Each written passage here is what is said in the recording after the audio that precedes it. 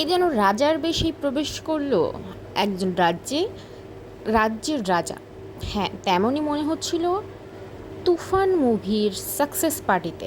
অর্থাৎ তুফান মুভি আমরা জানি দেশের তুফান লাগিয়ে দিয়েছে, কিন্তু সেই সুবাদে সাকিব খানকে সচরাচর দেখা যায় না খুব একটা তার নিজের মুভিতে বা এমনকি প্রচারণায়।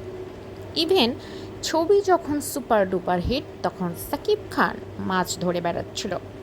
নেটিজেনরা বলছিল এটাই সুপারস্টার, মেগা স্টার। যদিও সাকিব খান এবার সব জল্পনা কল্পনা ভেঙে সব কলিগসদের সাথে মুভি দেখল এবং সেই মুভির উচ্ছ্বাস দেখা গিয়েছে অনেক ভিডিওতে। সাকিব খানের এই লুক আপনি কি জানেন কত টাকা? সামান্য এই টি শার্ট দেখে মনেই হতে পারে নর্মাল টি শার্ট, কিন্তু এই টি শার্ট আমারই ব্র্যান্ডের। অর্থাৎ আমারই ব্র্যান্ড একটা লস অ্যাঞ্জেলসের খুব নাম করা ডিজাইনারের একটা প্রতিষ্ঠান, যেটা টি শার্ট অনেকেই জানেন না জাস্টিন বিবার বেবির মতো অনেকেই পরে। এই একটা টি শার্ট কিনতে হলে আপনাকে গুনতে হবে 70,000 টাকা, যা 450 থেকে শুরু হয় ডলার। আর সাকিব খানের মাথায় যে ক্যাপ ছিল সেটা গুচি ব্র্যান্ডের।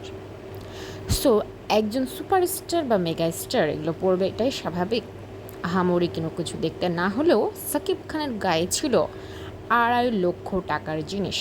যদিও এটার ধারণা করা হচ্ছে শু ছিল অনেক দামি ব্র্যান্ডের। এখন সাকিব খানের এই মুভি বাংলাদেশ ছেড়ে বিদেশেও 28 জুন প্রচার করা হবে। আর এ নিয়ে তোলপাড়, কেননা সাকিব খানের এই মুভি বিদেশেও সুপার ডুপার হিট হবে বলে অনেকে আশা করছেন। আরও আপডেট জানতে সাথেই থাকুন, সাবস্ক্রাইব করুন।